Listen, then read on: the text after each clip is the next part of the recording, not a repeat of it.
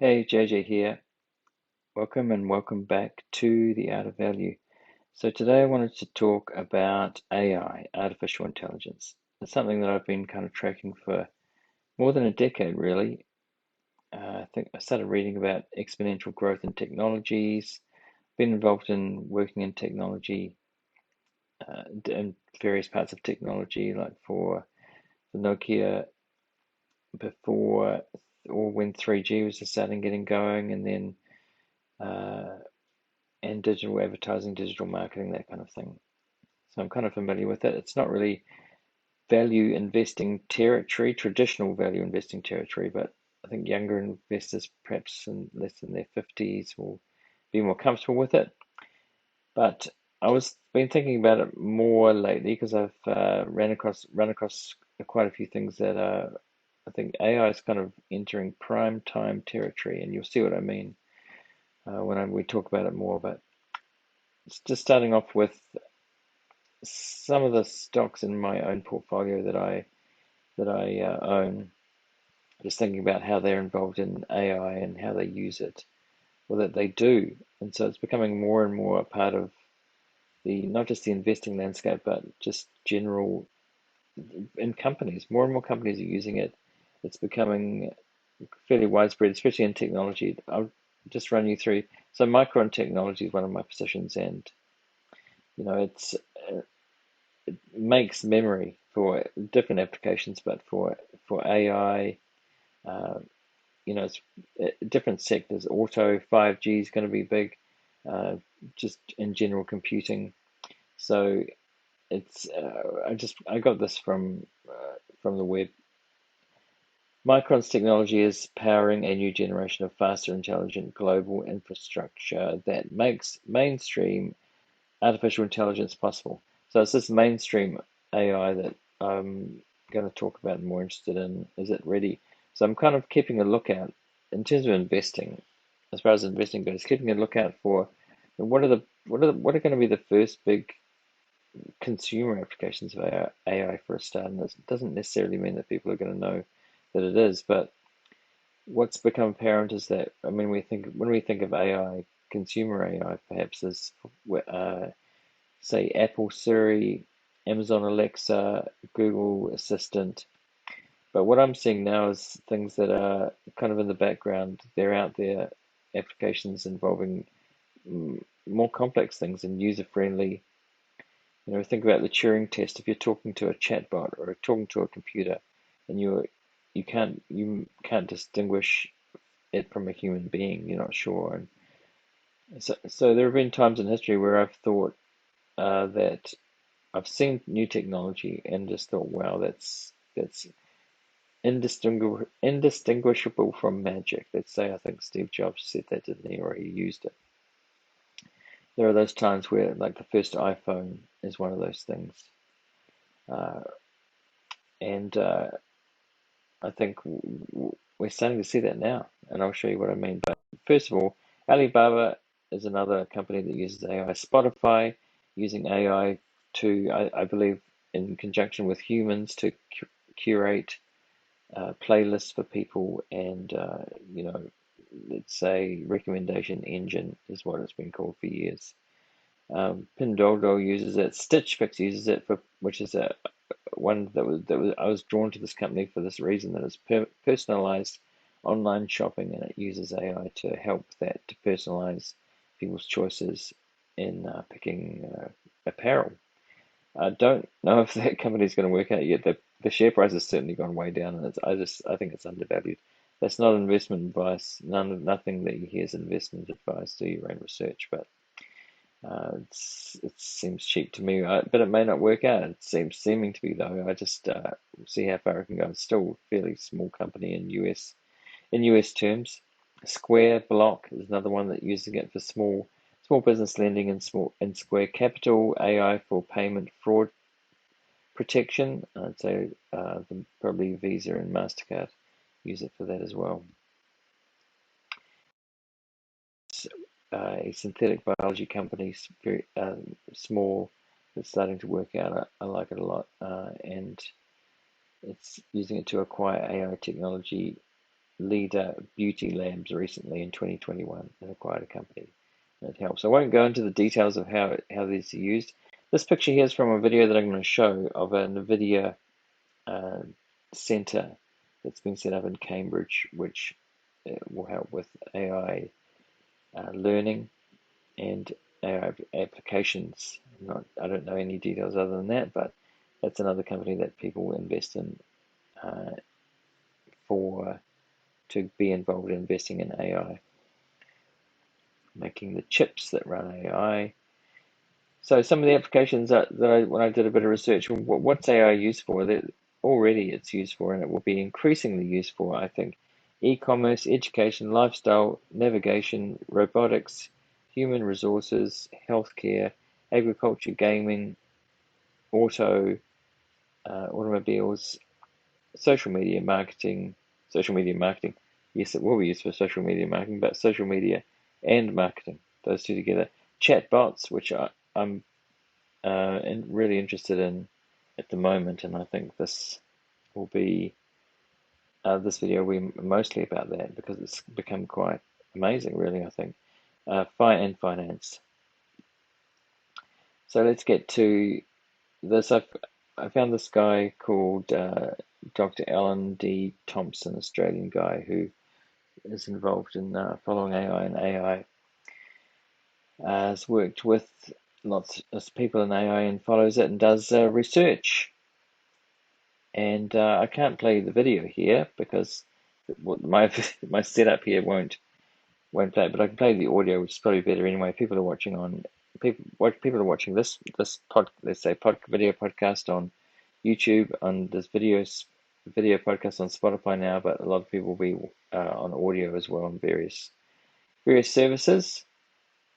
But we're going to start from the beginning. If you're watching on video, I'll show some pictures along the way, some stills from the video. But let's just start from the beginning, and because it's a really good summary, it's called, the video is called "This Is It, GTP3." Well, I'll stop there. This is a longer title, but GPT-3 is the most interesting, I think, at the moment in terms of let's say general AI. I mean, can we say that already? Not really, but let's see what he has to say. I understand. Do you? Do you? This is it. I'm telling you, this is it. This is it. One of my favourite movie clips there, that's from the movie Margin Call, and Jeremy Irons getting a bit heated. We're in a similar situation to what's going on in that movie. There are people right now, CEOs strategizing and creators creating. There are authors out there writing. And all the time, artificial intelligence, AI, is ready. It's here. This is being filmed in July 2021. And we've come a really, really long way. Have a look at it. So July 2021, not that long ago, less than a year ago, which is, I mean, it's a long time. Things are moving pretty fast at the moment, but he's been doing experiments, tests with GPTI and an avatar that is linked to that, so you can talk to it like a normal person. Walking through Kings Park, we see this tree. What is it? That's a gum tree, eucalyptus, the most important plant in Australia and a symbol of Western Australia. The genus is extremely diverse, with more than 700 species, and is present on all continents except Antarctica.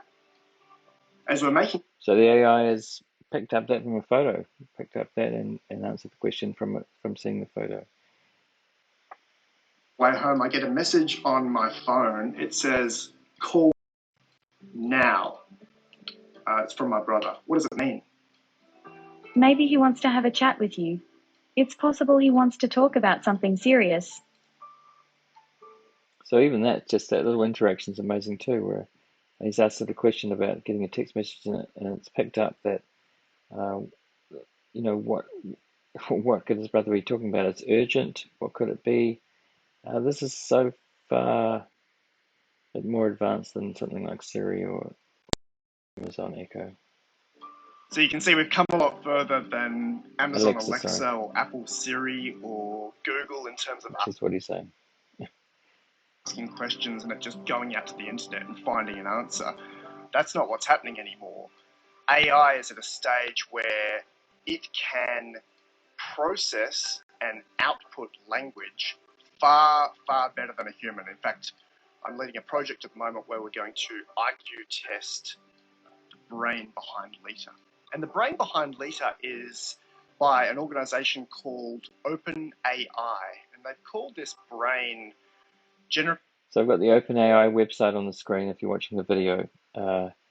This is actually started by Elon Musk and others, and he left it because of conflict of interest with what he's doing in AI and other areas. It was a non-profit, but they're now making money. If you access the API, you pay for it. You pay for the data. You pay for it. You pay for using it. Pre-trained Transformer 3, but for short it's GPT-3. Not a great name, not a memorable name. This is the code word that you might be hearing around the internet at the moment. GPT-3, it's even hard to say, is a terrible name. Like, you think the marketing it, they could have called it something else. Hal? No, not Hal. But anyway, that's what it is. It's GPT. There was a GPT-2, and there's a GPT-3. There'll be 4 and 5. It'll get better and better, and now version 3 is very good. Many experts are saying that the brain behind Lita, this GPT-3, is sufficiently to be able to be used immediately in the real world. The co-founder of an organization called Elutha AI, and also the creator of GPT-J, an alternative to GPT-3, says it really, really differently. He says, I think GPT-3 is artificial general intelligence, AI. In many ways, it's more purely intelligent than humans are. I think humans are approximating what GPT-3 is doing, not vice versa. We'll have a deeper look into that brain in a moment. A very, very long time ago, we've had the agrarian revolution. Of course, we've been through the industrial revolution in different stages and phases. We've had more recently the information revolution, and we've seen the internet come to life. More exciting than any of those is what's happening right now in the artificial intelligence revolution. It's both exciting, confronting, and it's going to change our biology. It's going to change the way that we be. A lot of the experts that are out there. Okay, we'll leave it there. So there was just quite a lot in that summary. That's where we're at. He's saying that it's nearly ready. It's ready for prime time. And so in my research, I'm going to make this 2 parts because there's too much to cover in just one. But I've been thinking about this again, relating it to investing. He's not involved in investing, or I think he did work for James.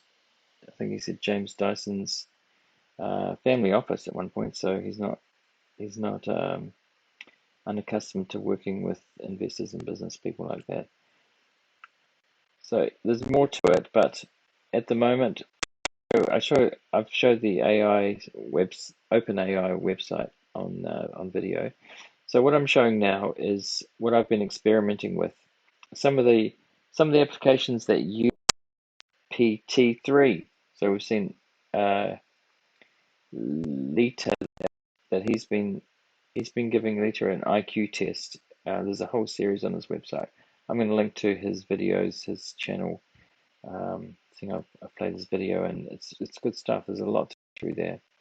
There's many videos of him talking to Lita, and it's amazing. It is quite amazing. And so I've been thinking about this in commercial terms. What are the commercial applications? What's the first application that's going to be really big? What is it? What will it be? Will it be some chatbot that is in an app that everybody loves to use, is really useful? I mean, what's the Google of this stuff? What will it be? Will it be the OpenAI company itself? I mean, it's a really interesting company. Will it go public and be investable that way? So what we're looking at on screen here, what I'm showing is is an app called Replica, which is billed as a virtual friend. And I understand a lot of people started using it during the pandemic because I mean, people who live alone couldn't go out during lockdown. Maybe turn to this thing, or just for fun, try it. And I've been because I know that this to the GPT-3, but other things as well. There are some in it. Oh, I've lost my microphone. Sorry if this stops. I think we should because I think I'm losing my phone. So we'll talk about that in the next one, and a few other things. See you next time.